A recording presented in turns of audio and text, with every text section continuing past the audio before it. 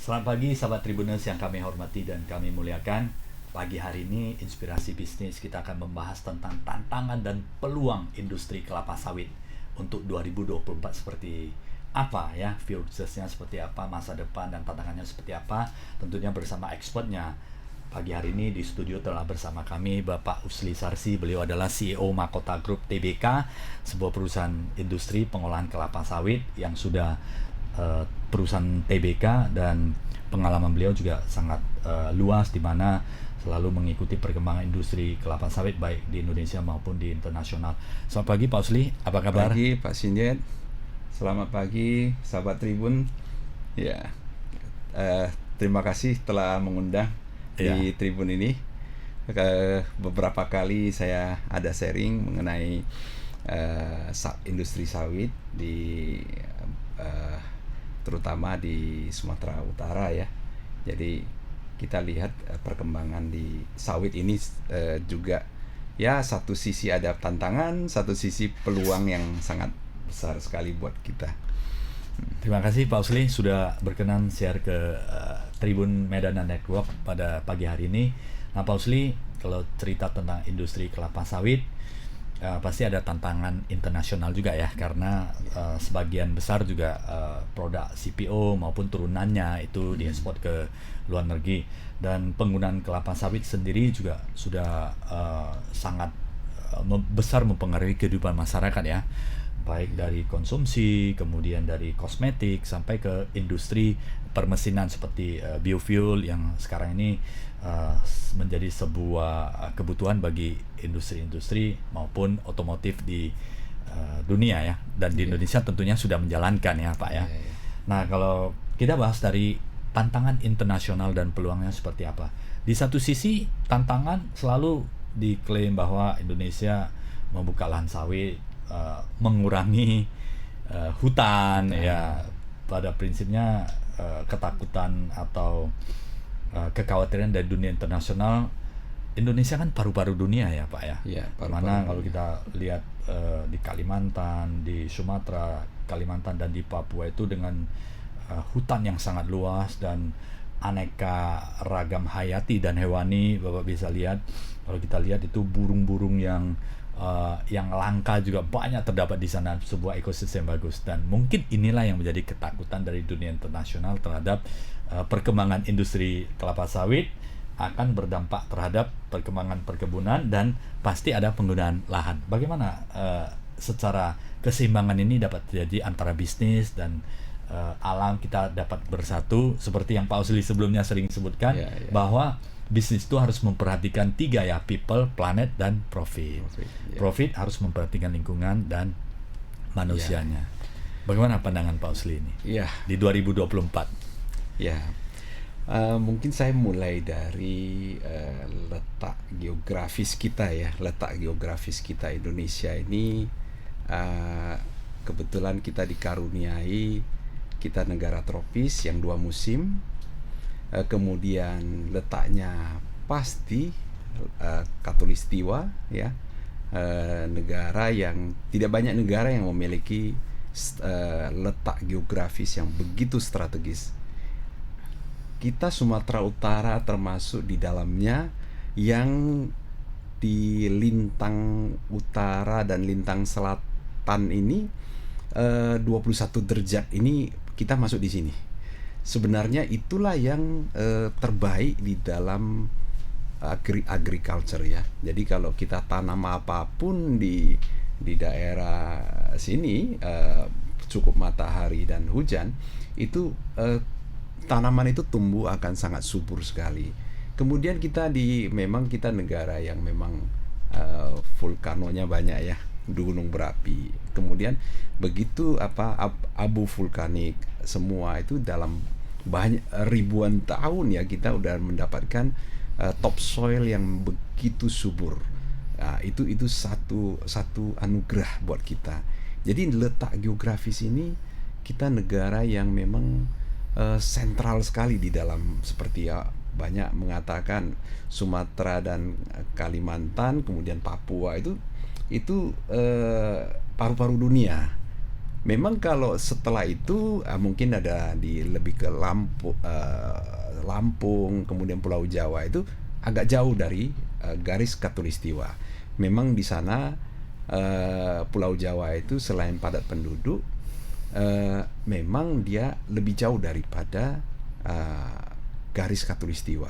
Itu letak geografis kita. Kita lihat lagi negara mana yang letak geografisnya. Rata-rata kalau kita lihat itu lautan samudra. Jadi bukan ada daratan. Sampai ke negara-negara seperti Brazil, kemudian ada Afrika sebagian, itu juga nggak terlalu banyak. Mereka juga tanam banyak di sana, itu penghasil rata-rata menghasilkan tanaman tebu, tanaman padi, kemudian banyak lagi hasil-hasil alamnya mereka juga berlimpah.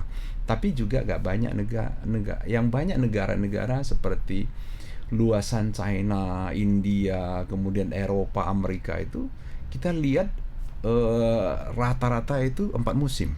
Kita lihat aja rata-rata daratan mereka 4 musim. Jadi di situ itu kita dimenangkan pada kompetisi secara agriculture ya.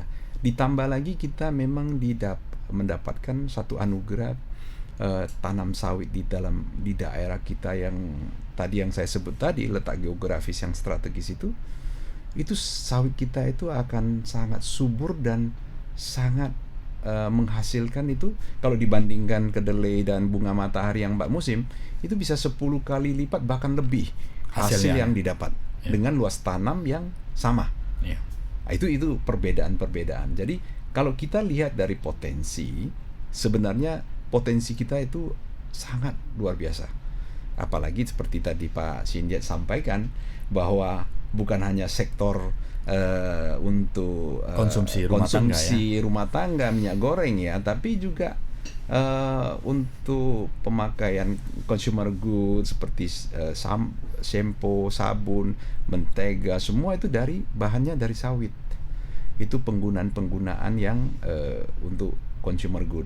Kemudian satu lagi energi yang sangat luar biasa, banyak sekali energi yang diperlukan di seluruh dunia.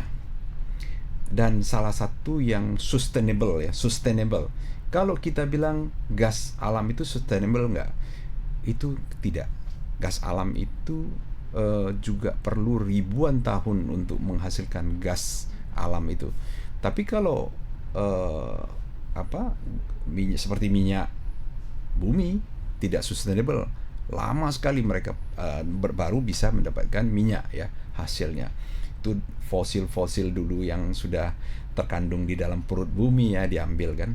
Kemudian tambang apalagi kita lihat, tambang batu bara, energi yang diandalkan juga katanya tidak sustainable, energi yang tidak ramah lingkungan. Kemudian kalau kita lihat data-datanya, yang sustainable itu sebenarnya minyak yang volumenya besar yang bisa digunakan dan sustainable, minyak dari tanaman ya sawit.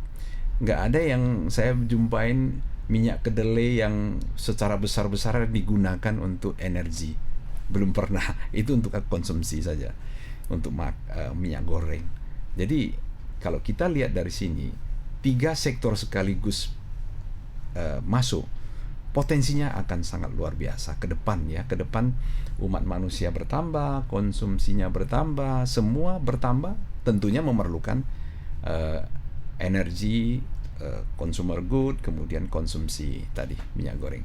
Saya kira mungkin saya sampai situ aja untuk potensi. Ya.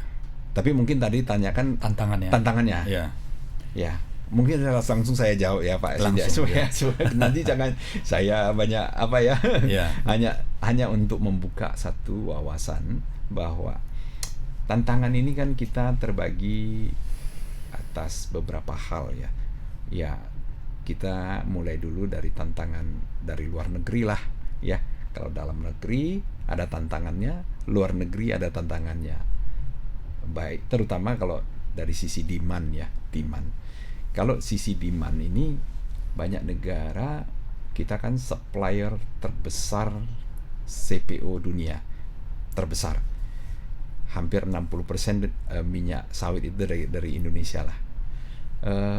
Kalau dari situ demand dari negara-negara pengimport dari hasil alam kita, hasil sawit kita itu ada yang di negara-negara 4 musim tadi itu ada yang memang murni pemerhati dan penyayang daripada alam. Itu tidak dipungkiri, memang ada itu, tapi lebih porsinya lebih sedikit, kalau boleh saya katakan begitu. LSM yang memang murni memperjuangkan lingkungan hidup, kita memang sangat apresiasi ya kepada mereka ya. Eropa yang memang memiliki satu idealis yang sangat bagus sekali. Ya, saya baru kembali dari Eropa ya kemarin itu. Saya memang melihat mereka punya tingkat taraf pemikiran itu memang jauh di atas kita ya, idealis. Tapi mayoritasnya itu kepada persaingan bisnis. Mereka akan sulit bertanding dengan kompetisi dengan minyak sawit kita. Disitulah mereka khawatir bahwa petani-petani yang jadi dari parlemen juga mendukung ya, daripada petani-petani kedelai, bunga matahari, karena mereka 4 musim, nggak mampu seperti kita kan. Dan mereka kalau head to head langsung kepada sawit, mereka akan sangat-sangat jauh harganya. Jadi kita murah, kualitas bagus, mereka volumenya sedikit tapi mahal, tenaga kerja juga mahal, semua mahal. Jadi bertanding secara harga sudah nggak bisa lagi. Jadi bagaimana untuk menghadang sawit ini jangan sampai mengganggu pasar di dalam negeri mereka. Itu mereka create isu-isu yang memang ada yang benarnya, ada yang banyak salahnya. Saya bilang banyak yang di-create. Seperti hal-hal kalau kita mau cari orang punya salah kan ada saja Pak Sindiat. Yeah. Ada saja kan, tapi sebenarnya orang tersebut kan baik. Cuman kadang-kadang kita cari salahnya ya tetap dapat gitu. Pasti ada kelemahan-kelemahannya. Tidak ada yang sempurna. Tidak ada yang sempurna. Jadi kita seperti katanya harus dipersulit semua, harus sertifikasi RSPO, ISPO. Kalau ISPO itu kita yang Indonesia yang RSPO internasional. RSPO. Kemudian sebenarnya RSPO dengan ISPO itu hampir sama apanya. Cuman yang ketuk palu kan beda. Internasional. Jadi mereka tidak mau mengakui ISPO. Jadi banyak yang enggak, fairness-nya banyak yang enggak. Ibaratnya kalau tanding sepak bola, wasitnya lebih bela yang sana, pro yang luar negeri tuan rumah contohnya kan. Kalau yang pendatang ini ibaratnya banyaklah yang pelanggaran pun didiamkan apa kan. Kalau tuan rumah, tapi kalau yang pendatang ini yang kita kasih kartu kuning lebih banyak, kemudian itu fairness-nya kurang kalau saya lihat. Jadi kita tantangannya itu di internasional, Pak Sindiat. Jadi tantangan yang lainnya memang isu seperti lingkungan hidup ya. Lingkungan hidup ini kan terus digaungkan, mempekerjakan anak-anak di human right itu semua dikembangkan. Padahal yang pada kenyataannya itu bukan kita bilang nggak ada, tapi sedikit sekali yang mempekerjakan anak-anak. Hampir saya kira nggak ada lah. Saya bilang totally nggak ada kan susah. Tapi mereka kan hanya anak-anak pulang sekolah bantu orang tuanya kutip berondolan di kebun, karena itu yang pribadi ya. Pribadi sebenarnya kita kan petani rakyat ya. Petani rakyat. Kemudian perusahaan juga kadang-kadang borongan. Jadi borongan itu si pekerja itu kadang-kadang supaya dia lebih cepat kerja, bawa istri, bawa anak kan sekalian kan, saya hasilnya lebih banyak. Jadi bisa lebih apa. Jadi kalau di situ mempekerjakan anak-anak gitu. Dari kan. Sistem perusahaannya sebenarnya tidak ada menerima tenaga kerja. Kira Depnaker kita kalau perusahaan yang mempekerjakan anak di bawah umur habis kita. Perusahaan-perusahaan kalau ya namanya kebun-kebun rakyat itu ya pasti ada juga saling membantu keluarga ya. Jadi ada yang gitu difoto, dikembangkan lah. Jadi itu kan memang strategi mereka untuk menghadang sawit ini. Jadi kita harus di sini ini kan harus jeli, jangan sampai masuk di dalam Jadi di dalam negeri kita juga harus mensupport, ikut semua pihak harus ikut menjelaskan untuk menghadang juga serangan-serangan dari Uni Eropa, dari beberapa negara seperti di Amerika. Ya kita nggak sebut negara-negara yang apalah ya, tapi mereka juga di situ ada kepentingan, ada kepentingan untuk menopang agar sawit ini jangan sampai terlalu berkembang cepat, mereka akan kewalahan nanti.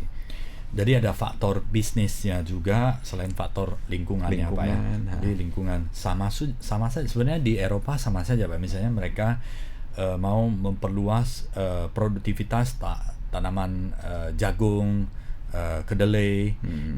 Artinya kalau untuk meningkatkan skala produksi artinya juga harus ada lahan. Ya. Dan harus ada alih fungsi ya, seperti dari hutan atau area-area tertentu yang di sana.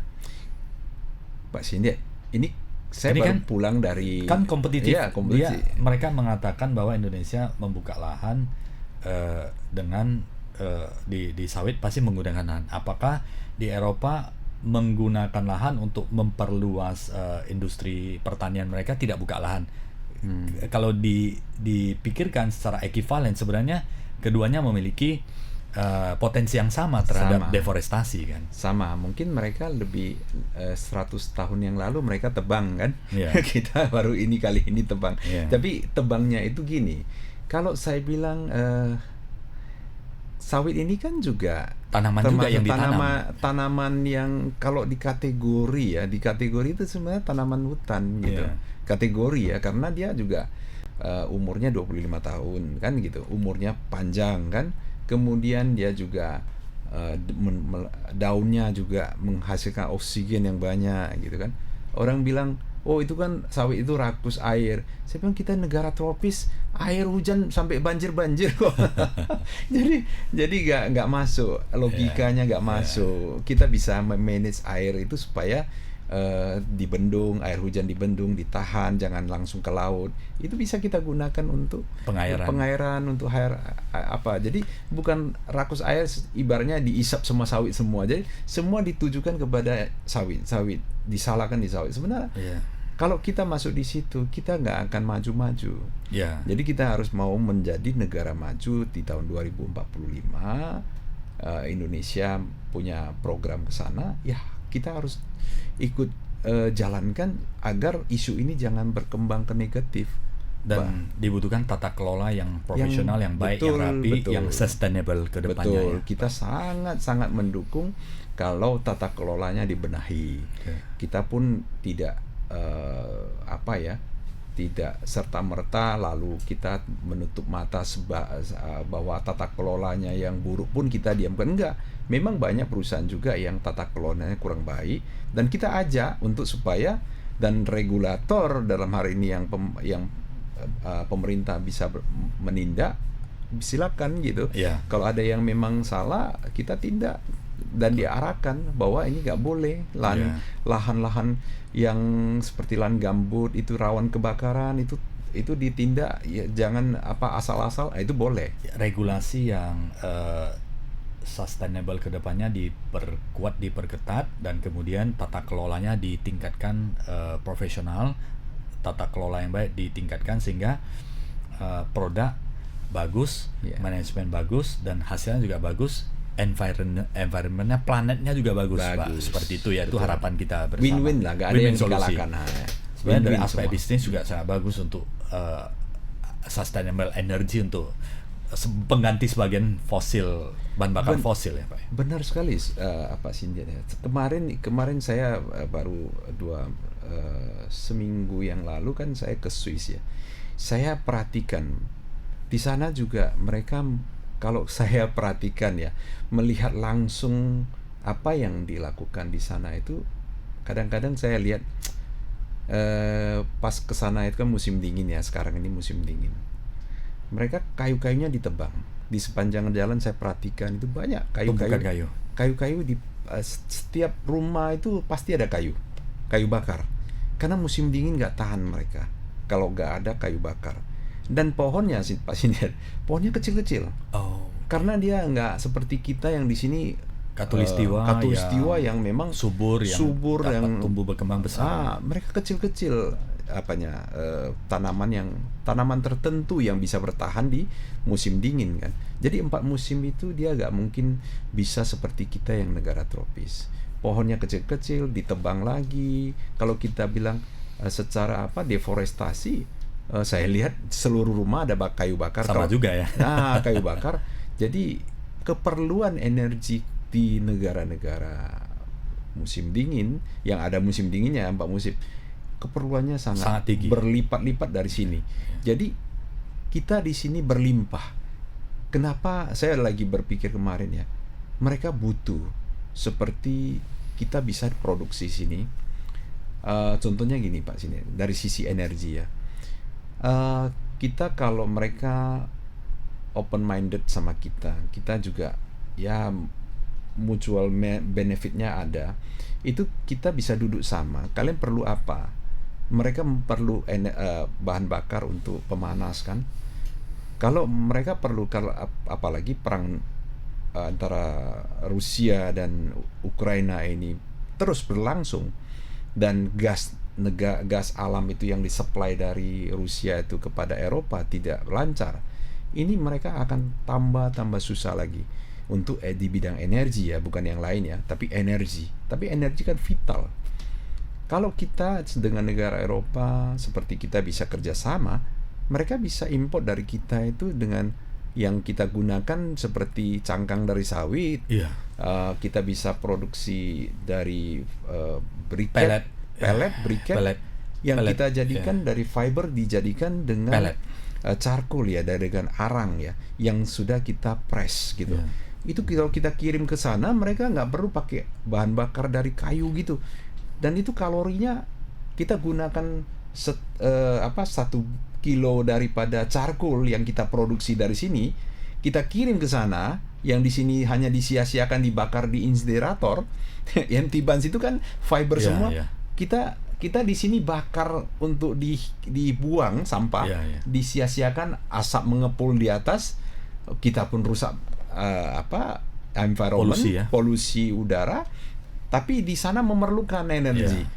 Mereka bisa dikonverting ke sesuatu yang lebih bermanfaat dan kita ekspor ke sana, mereka import daripada kita, saling menguntungkan kan. Mereka juga gak perlu potong-potong pohon lagi. Dilihat dari potensinya, memang industri sawit ini sangat multi benefit dan multi fungsi ya, sehingga bisa membantu kehidupan manusia yang lebih baik. Yang menjadi permasalahan sebenarnya adalah tata kelola yang baik. Betul. Aja sih Pak ya. Tata kelola baik akan menjadi sumber energi yang terbarukan, yang sustainable. Betul. Dan produksinya dapat berkesinambungan dan sebenarnya efisien Pak, dibanding dengan sumber-sumber nabati yang lain. Minyak nabati yang lain kita lebih Pak, ini kan internasional. Oke lah, ini tantangan yang harus kita hadapi bersama, dukungan dari pemerintah supaya industri sawit di dalam negeri ini semakin maju berkembang dengan tata kelola yang baik, bukan hanya profit tapi bermanfaat bagi environment dan kemudian bagi people dimanapun ya, kesejahteraan bersama. Dan ini adalah harapan kita bersama, dan bisa mengangkat ekonomi dan kesejahteraan kita lebih baik lagi.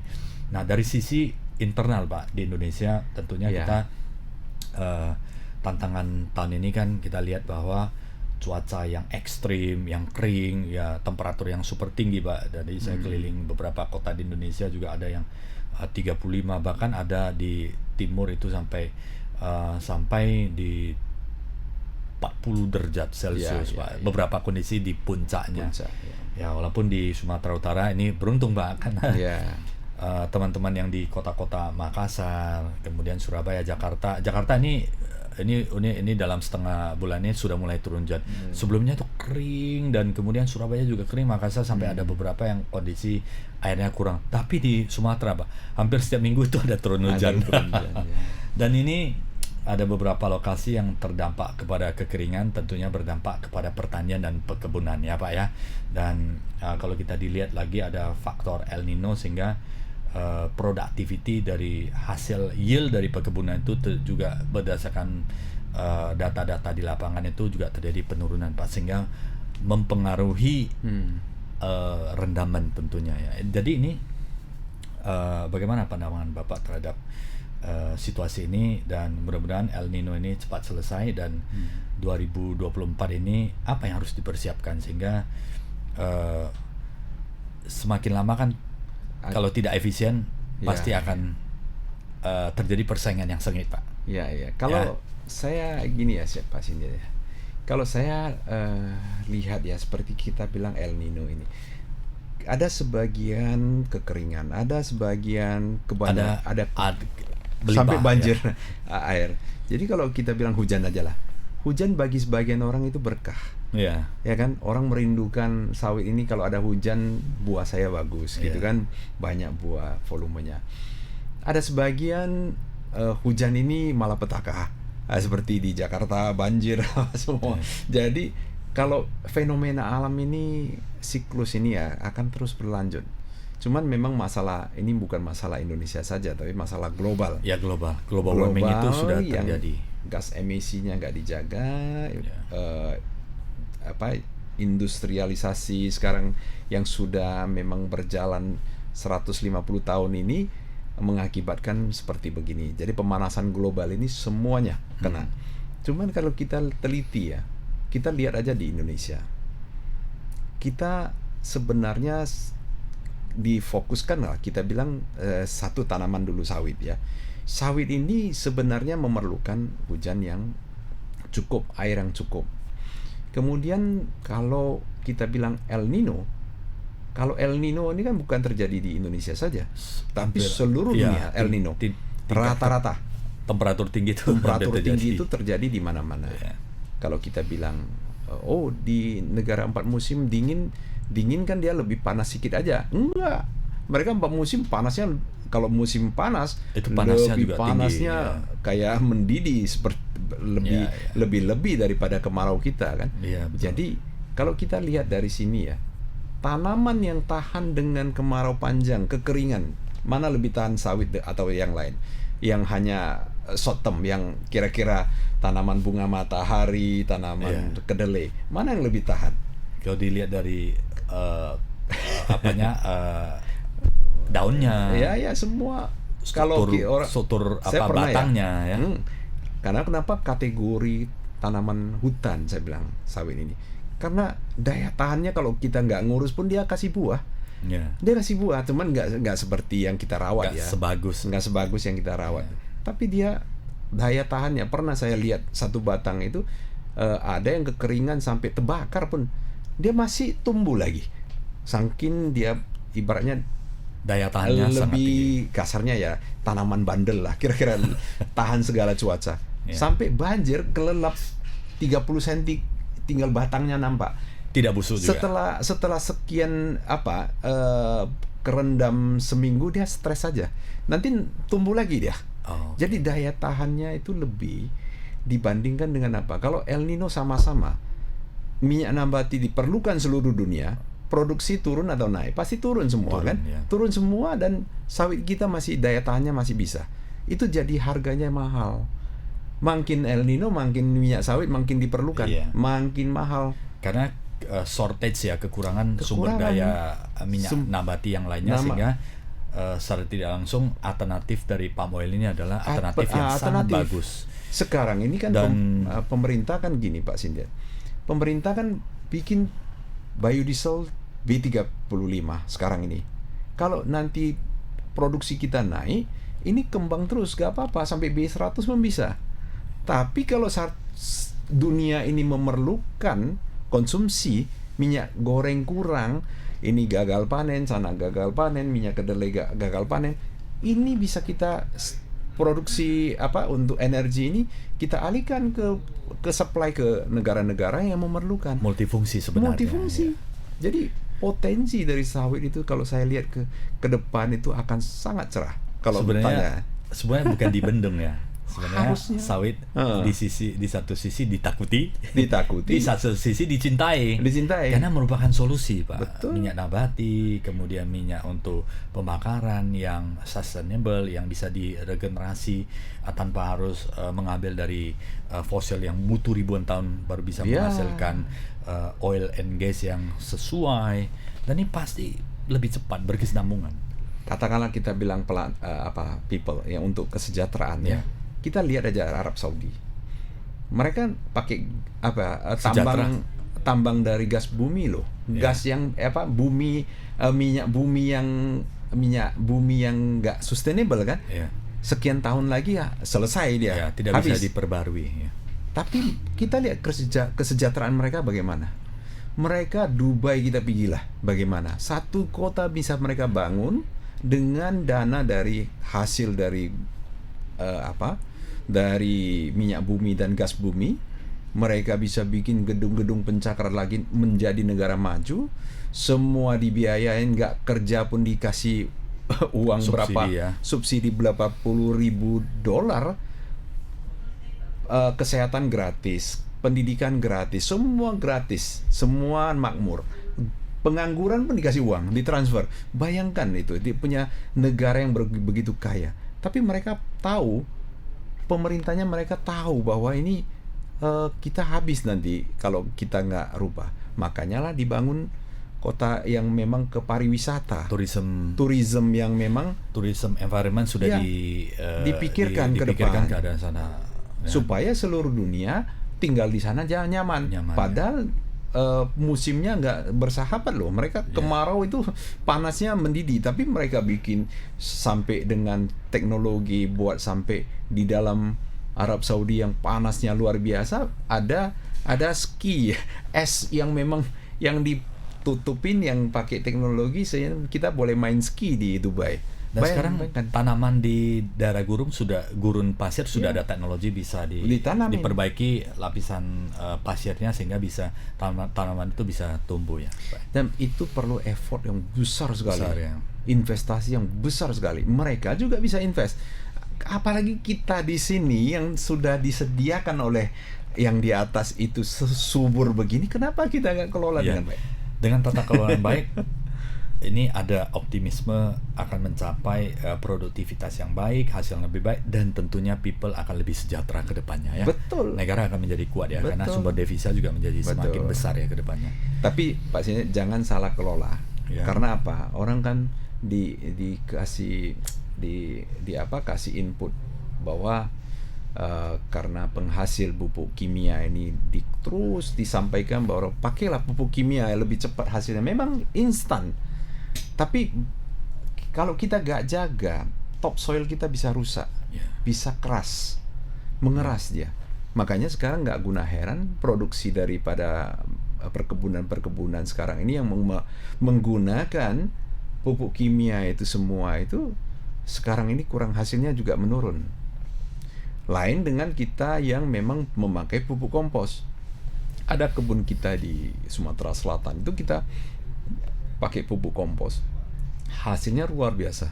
Itu dari mana? Pupuk kompos yang kita buat sendiri dari waste management daripada limbah sawit kita sendiri. Limbah sawit, fiber semua dikumpulin, diolah lagi dengan proses organik, fermentasi, kemudian kita taruh di topsoil kita, lahannya jadi gembur, dan ini sustainable.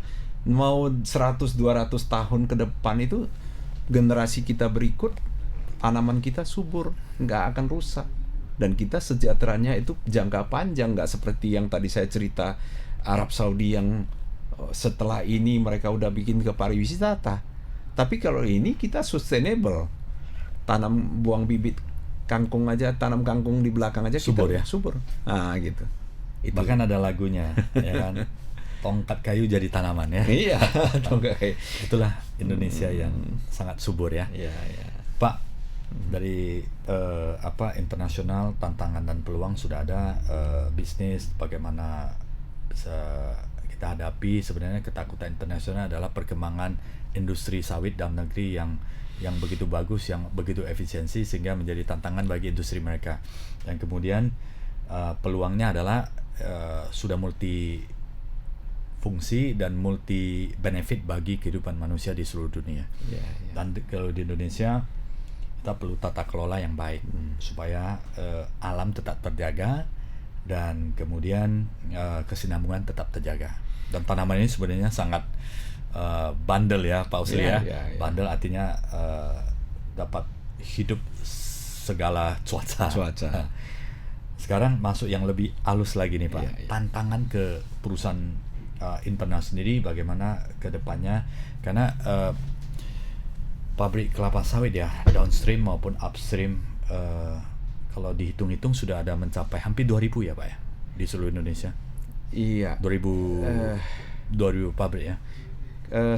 Kalau ini 1.000 lebih aja. 1.000 lebih ya. 1.000 lebih PKS, ya. Hampir ya, 1.000 lebih ya. Ya.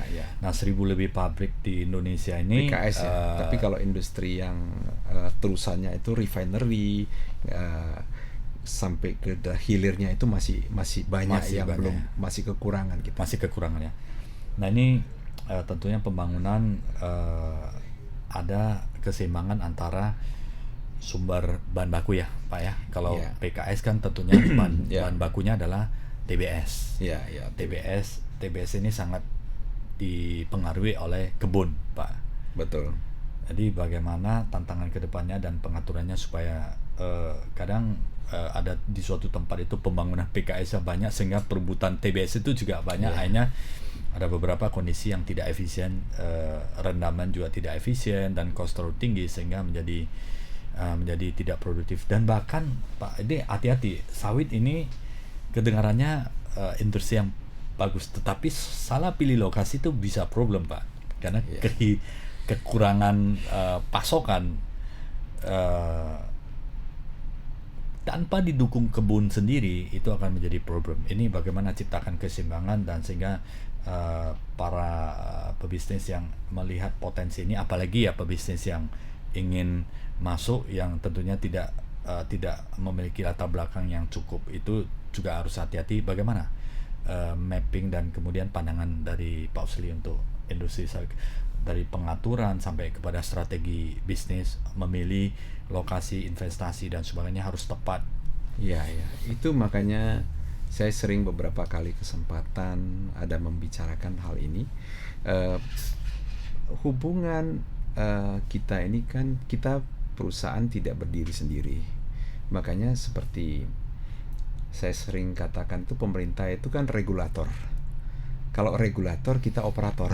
Jadi regulator itu penting untuk memberikan ibaratnya satu kepastian kepada dunia usaha. Ini penting sekali. Jadi kalau dunia usaha itu regulasinya itu tidak mendukung, ya kadang-kadang regulator pengambil kebijakan ini juga banyak yang kurang tepat kalau kita menilai ya. Seperti kita tahu bersama ya, 1-2 tahun ini kan banyak seperti kebijakan yang tiba-tiba gitu kan. Tiba-tiba harus wajib DMO, kemudian harus jual kepada masyarakat sebesar 14.000. Ya satu sisi ada benarnya, tapi banyak dampak di dunia usaha. Jadi dunia usaha ini sama regulasi yang begini kan, kita sudah deal dengan pihak luar. Itu kan trust, itu kepercayaan. Nggak boleh tiba-tiba harus stop ekspor gini. Itu harus ada planning, nggak bisa tiba-tiba begitu. Itu yang kadang-kadang kita seperti dunia usaha sawit ini diminta untuk membantu masyarakat. Kalau usaha ini bukan fungsinya untuk menjadi kepada pelayanan masyarakat, itu tugasnya regulasi, tugasnya pemerintah, tugasnya regulator. Jadi untuk pelayanan seperti Bulog ya, satu sisi mereka harus amankan kepentingan negara, itu tugasnya pemerintah, nggak bisa dilimpahkan kepada dunia usaha. pengusaha-pengusaha wajib kan, kalau enggak tidak nasionalis gitu. Sebenarnya itu nggak boleh dicampur aduk. Makanya kalau BUMN itu seperti Pak Erick Thohir mengatakan, BUMN ini perusahaan yang memang ada dua fungsi, satu bisnis, satu lagi ada tugas dari negara untuk melayani masyarakat, ya, pelayanan publik. Itu ada satu tugas lagi yang harus kita amankan, pangan, energi, harus, itu tugas pemerintah. Makanya kemarin kita dorong supaya pemerintah itu disiapkan pengamanan tentang bagaimana mengontrol harga minyak goreng. Jauh-jauh hari infrastrukturnya dibangun, ya, tangki-tangki timbun di seluruh Indonesia, Indonesia, di pelabuhan-pelabuhan itu harus dibangun. Interkoneksi antara satu daerah penghasil dengan konsumsinya kan banyak di Pulau Jawa, itu harus ada tangki timbun juga. Dari transfer dari sini tidak ada masalah, packagingnya, apanya semua. Jadi kontrol harga itu di pemerintah. Sehingga, karena pemerintah yang memiliki power kontrol yang besar seperti itu, ya, Pak, ya. Tapi kalau dunia usaha dilibatkan begini, usaha ini kan banyak pihak sih. Ada juga dari PMA yang memang kalau begitu dunia usaha yang memang shareholdernya berbagai kalangan diminta untuk melayani, itu kan sudah trustnya udah berkurang. Trust daripada dunia usaha di bidang sawit ini berkurang pasti. Jadi itu yang memang regulasi pemerintah itu penting sekali untuk bagaimana memberikan iklim usaha yang kondusif, sehingga semua pihak itu berlomba-lomba kalau bisa untuk ke dunia sawit. Kemudian regulator sebagai pemerintah itu melihat seperti Pak Sinja sampaikan itu, di daerah sini ini sudah cukup nggak? Kalau sudah cukup kapasitas sawit ini, pabriknya, jangan di sini lagi, diberikan di sini, di daerah yang sini kan. Jadi jangan dikumpul di satu daerah, pabriknya kebanyakan, itu jadi berebut, persaingan nggak sehat, jadi berantakan semua. Banyak pabrik yang malah mau ditutup, mau dijual, apalagi banyak regulasi-regulasi yang sebenarnya kurang banyak, yang kurang tepat. Ini distribusi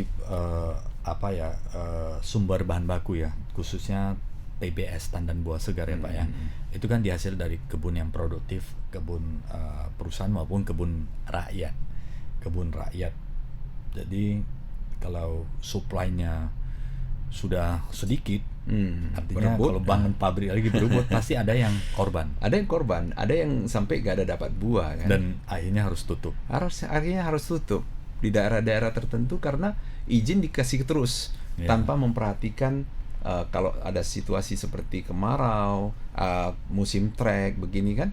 Itu kan seperti El Nino gini, semua pabrik gak ada buah untuk diolah kan. Jadi gak kebagian. Jadi ada yang milih tutup, ada yang milih jual, itu bermacam-macam lah. Jadi investasi ini jadi semangat untuk investasi itu kan berkurang jadinya kan. Pengembangan tadinya mau bangun untuk hilirisasi jadi nanti dulu gitu kan. Karena ada ketakutan ini bahan baku yang berkurang, ya. Betul. Bukan karena tidak ada bahan baku, karena alokasi di suatu tempat yang mungkin padat, ada suatu, idealnya adalah suatu tempat yang masih kebunnya besar, itu masih boleh diberikan rasio, ya. Ada yang daerah yang pernah saya sampai dengan produksinya itu nggak ada yang nampung, sampai membusuk di jalanan, juga di pokok pun nggak bisa dipanen lagi. Kelebihan produksi TBS. Itu keterbatasan mereka, tenaga kerja, kemudian pabrik gak ada di sana, logistiknya harus diantar dan mahal, 200 km dari lokasi kebun baru ada pabrik. Itu yang harus didukung untuk pembangunan pabrik. Itu yang izinnya dikasih, jangan yang sudah kebanyakan dikasih terus. Ditambah lagi sekarang ini pabrik-pabrik yang kecil-kecil, yang pabrik mini kan, pabrik berondolan, ya. Ya, itu kebanyakan nanti jadi persoalan gitu kan. Jadi banyak sekali pemerintah harus ambil kebijakan yang betul-betul memperhatikan hal ini. tinggal survei saja, melihat data, melihat apa semua udah tahu, udah dapat, itu kita regulasinya tepat. Kemudian yang nggak kalah penting adalah sebenarnya ada dua hal. Kalau tata kelola yang baik memerlukan sumber daya manusia. Ya, SDM sangat penting. Itu perlu training, perlu upgrade, perlu dikasih pemahaman, edukasi bagaimana. Itu semua SDM diperlukan. Kemudian satu lagi gak kalah pentingnya, kita harus mengadopsi teknologi. Teknologi ini kita nggak boleh teknologi ini terkadang ketinggalan kita semua, ketinggalan zaman. Makanya kemarin tuh ada pabrik yang tahun 2004-2005 yang saya awal-awal menghandle ya, 20 tahun yang lalu saya handle itu, saya bilang, kenapa kita nggak pakai mesin ini? Katanya ini perawatannya mahal, ini kenapa? Kalau kita bisa menguntungkan, kenapa takut spare part mahal? Pada saat itu gak ada yang berani memakai teknologi dari Jerman ya. Karena mereka lebih maju. Kita harus akui, Eropa itu pinter-pinter mereka untuk membuat mesin ya. Kita gak kalah pinter memang kalau teknologi dari sisi teknologi ya. Dari sisi teknologi mereka lebih. Kita harus akui. Mobil yang kita bawa sekarang lah, apa semua sepeda motor, semua buatan dari luar kan. Kita nggak perlu nggak perlu malu untuk mengakui itu. Tapi kita harus belajar dan kita harus punya SDM yang bisa menguasai teknologi lanjutannya lah. Kita bisa mandiri ya. Mandiri dan bisa ibaratnya menjadi negara maju seperti negara-negara Eropa. Kita kalau lihat hasil alam mereka itu jauh dengan kita. Tapi teknologinya mereka itu maju. Karena apa? Bunga matahari itu kan minyaknya sedikit.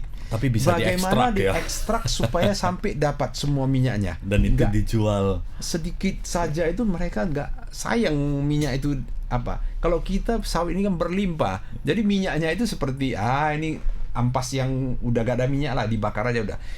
Padahal di situ itu banyak. Jadi teknologi ini sebenarnya buatan dari Jerman contohnya kan. Ada yang Jepang. Itu mereka ambil minyak itu sampai seperti sludge ya. Mereka ambil sampai lossesnya sedikit sekali. Kita waktu itu berani invest. Makanya kita bisa berkembang sampai menjadi perusahaan terbuka sekarang ini. Karena kita adopsi teknologi. Kita mengawinkan antara hasil alam kita dengan teknologi dari Eropa. Supaya kita bisa menjadi satu benefitnya kan buat kita semua. Jadi kita jangan nggak mau ini teknologi yang kita nggak tahu, kita nggak sesuai dengan sawit. Kan minyak sama minyak sama. Bagaimana ekstrak di sana, di sini bagaimana ekstrak? Iya. Sama. Secara skalanya aja. aja. Teknologi mirip tapi skalanya yang halus saja bisa diekstrak, apalagi yang volume besar. Volume besar itu pasti melimpah. Kalau kita ekstrak, saya bilang 2 tahun balik modal. Seluruh investasi. Bukan hanya seluruh investasi kita balik. Jadi penting ya Pak ya. SDM selalu ditingkatkan, cara pandang, skill and knowledge, kompetensi mereka. Di sisi lain juga teknologi juga kita terbuka untuk perubahan lah ya. Karena kita nggak bisa menahan teknologi itu, tetapi kita bisa melihat aplikasi yang cocok bagi perusahaan sehingga bisa finally kita cerita profit, produktif dan growth-nya perusahaannya. Kalau perusahaan tidak growth, otomatis sumber daya manusia yang ada itu juga tidak ada motivasi karena tidak berkembang. Betul. Jadi misalnya tidak ada berkembang, selalu melakukan hal yang sama, mereka kapan lagi berkembangnya, akan mencari sesuatu yang lebih baik maybe di sana. Yeah. Sama dengan Pak Sini, saya sering joke dengan kawan-kawan kan. Saya bilang gini, kita bilang televisi aja lah. Kita bilang televisi. Kalau televisi itu kita mau lihat berita, kita kan nggak bisa ciptakan TV kan, kita bisa buat televisi kan kalah dengan negara-negara seperti Jepang apa semua. Kita hanya tugas kita mendatangkan TV itu, kemudian bagaimana memakai aja cukup. Tombol remote-nya itu mau ditekan yang mana, untuk suara apa gitu. Itu saja dulu, kita bisa pakai TV ini, kita dapat berita dulu, baru kita nanti mikirkan kalau kita udah mampu, SDM kita mampu, sumber daya finansial kita cukup, kita boleh buat produksi sendiri. Dan kita jangan produksi yang ketinggalan zaman. Kita harus lebih daripada negara-negara yang teknologi tinggi. Dan usaha yang lebih maju lagi. Gitu. Itu seperti China, kita bilang negara miskin, lebih miskin dari Indonesia 45 tahun yang lalu. Tapi sekarang ini negara yang teknologinya melebihi daripada Amerika. Kenapa bisa? Karena mereka SDM-nya dibenahi dan open minded. Semua kita harus belajar. Kita harus belajar dari negara-negara barat.